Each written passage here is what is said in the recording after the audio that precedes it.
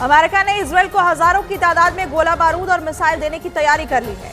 Israel इससे खुश है, लेकिन बेंजामिन नेतन्याहू के लिए यह बहुत बड़ी बैड न्यूज भी है, क्योंकि अमेरिका ने इजरायल को साथ ही एक ऐसी सलाह दे दी है जिससे इजरायल ये युद्ध हार भी सकता है।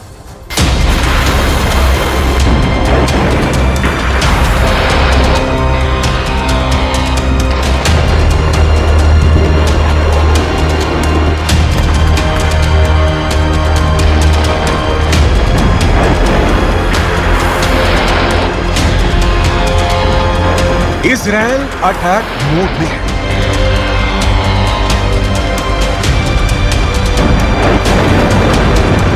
ईरान पलटवार की तैयारी में है।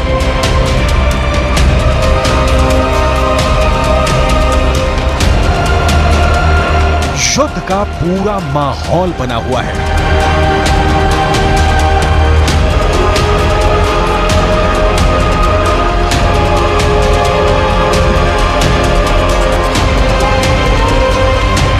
मिसाइलें तनी हुई हैं।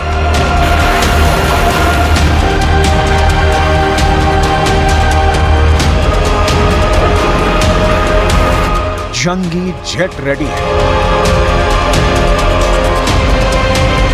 फाइटर ड्रोन अटैक मोड में है।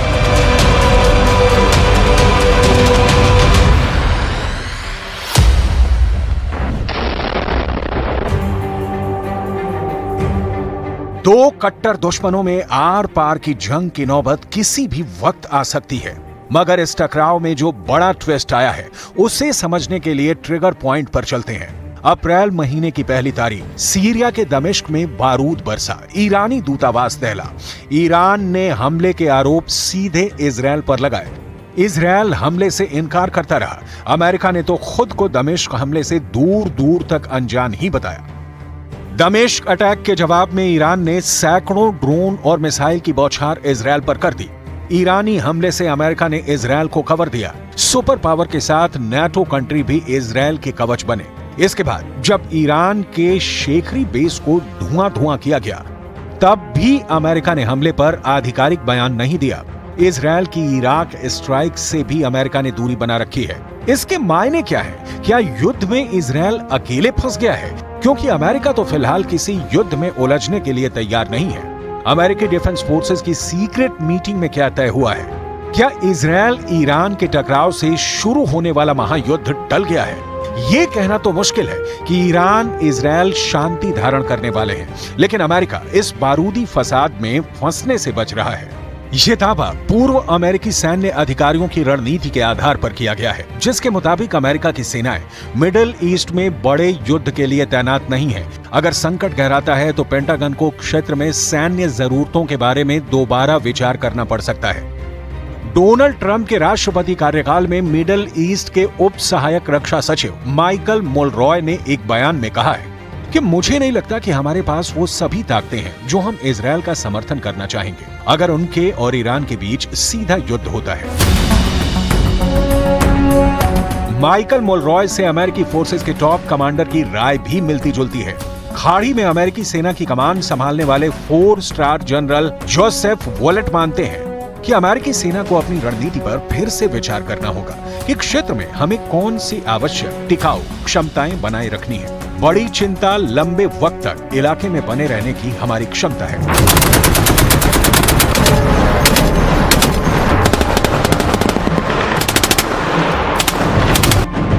सुपर पावर अमेरिका की मुश्किलें इतनी भर नहीं। इजरायल के साथ युद्ध में कूदने की बजाय अमेरिका का फोकस किसी और फ्रंट पर है। खाड़ी मुल्कों में तैनात अमेरिका के मौजूदा जनरल माइकल एरिक हाल में ही एक मैसेज के जरिए अमेरिकी सांसदों को यह जानकारी दी कि उन्होंने अपनी सैन्य क्षमता बढ़ाने की गुजारिश प्रेसिडेंट बाइडेन से की थी, जिसका जवाब देते हुए पेंटागन ने खाड़ी से ज्यादा चिंता चीन से मिल रही चुनौती को बताया था।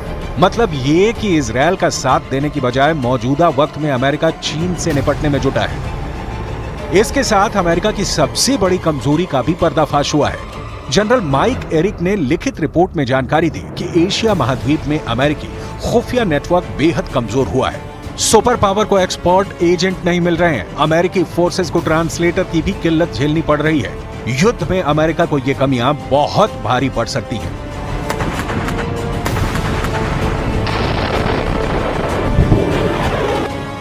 साफ है कि अमेरिका अपनी कमजोरियों को दुरुस्त किए बिना तो युद्ध में उतरने नहीं जा रहा। ऐसे में इजरायल का हाल यूक्रेन जैसा न हो जाए, जिसने अमेरिका की शय पर रूस से अदावत मोल ली और अंतहीन युद्ध में उलझ गया।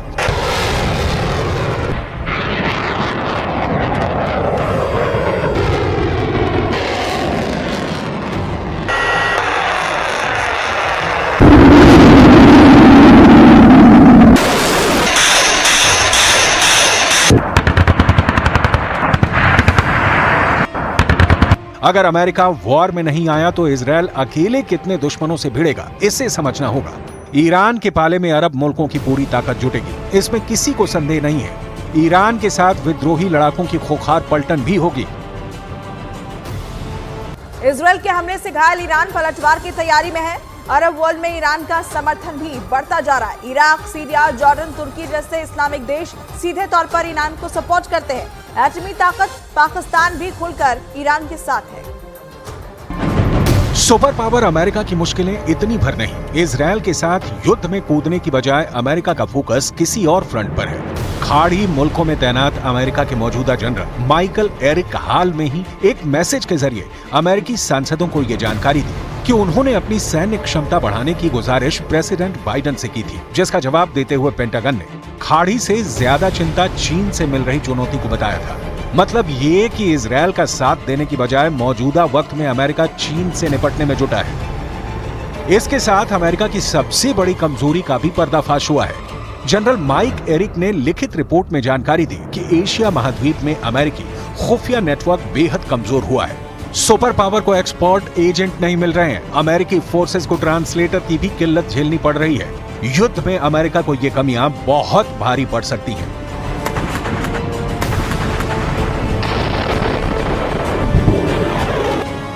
साफ है कि अमेरिका अपनी कमजोरियों को दुरुस्त किए बिना तो युद्ध में उतरने नहीं जा रहा। ऐसे में इजरायल का हाल यूक्रेन जैसा न हो जाए, जिसने अमेरिका की शय पर रूस से अदावत मोल ली और अंतहीन युद्ध में उलझ गया।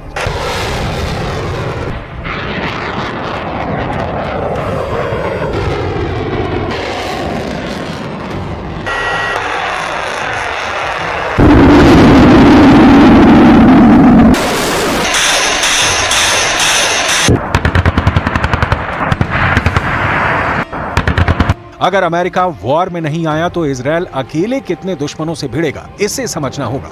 ईरान के पाले में अरब मुल्कों की पूरी ताकत जुटेगी, इसमें किसी को संदेह नहीं है। ईरान के साथ विद्रोही लड़ाकों की खोखार पलटन भी होगी। ईरान को पर्दे के पीछे रहकर रूस का साथ भी मिल सकता है। पाकिस्तान और अफगानिस्तान के कट्टर आतंकी भी ईरान के लिए कुर्बानी देने के लिए तैयार बैठे हैं। अकेला इजरायल इन सबसे कैसे जंग लड़ पाएगा, कब तक लड़ पाएगा, कहना मुश्किल है। लेकिन अमेरिका सिर्फ चीन के खतरे भर को देखते हुए इजरायल को अकेले छोड़ रहा हो, ऐसा भी नहीं। अमेरिका लंबे अरसे से अपनी रणनीति पर काम कर रहा है।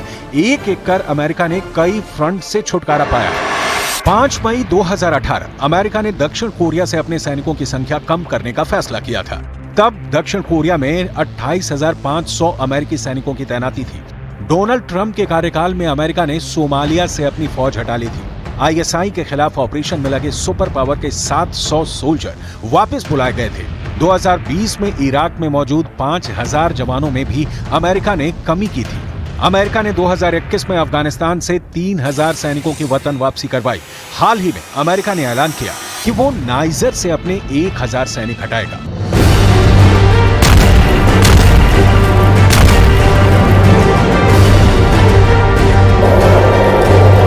अमेरिका ने पश्चिम अफ्रीकी देशों से सैनिकों की वापसी का पूरा प्लान बना रखा है। यही रोड मैप आगे मिडिल ईस्ट में भी लागू हो सकता है। हालांकि अमेरिका कभी भी पूरी तरह इस इलाके से दूरी बनाने का जोखिम नहीं उठाएगा, क्योंकि दुनिया भर में अमेरिका के 800 मिलिट्री बेस हैं। दुनिया के 70 से ज्यादा देशों में अमेरिकी फौज तैनात। एशिया में कतर का अल उदीद एयरबेस अमेरिका का सबसे बड़ा सैन्य अड्डा है, जहां 11,000 अमेरिकी सैन्य कर्मियों की तैनाती है। इस एयरबेस से अमेरिका खाड़ी के 18 देशों में अपने सैन्य ऑपरेशन अंजाम दे सकता है।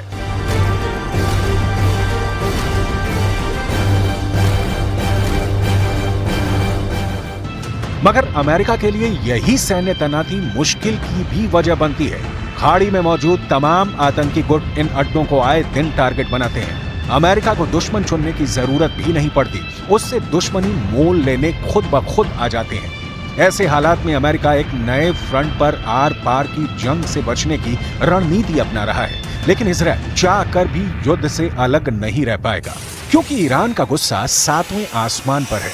इजराइल के हमले से घायल ईरान पलटवार की तैयारी में है। अरब वर्ल्ड में ईरान का समर्थन भी बढ़ता जा रहा है। इराक, सीरिया, जॉर्डन, तुर्की जैसे इस्लामिक देश सीधे तौर पर ईरान को सपोर्ट करते हैं। एटमी ताकत पाकिस्तान भी खुल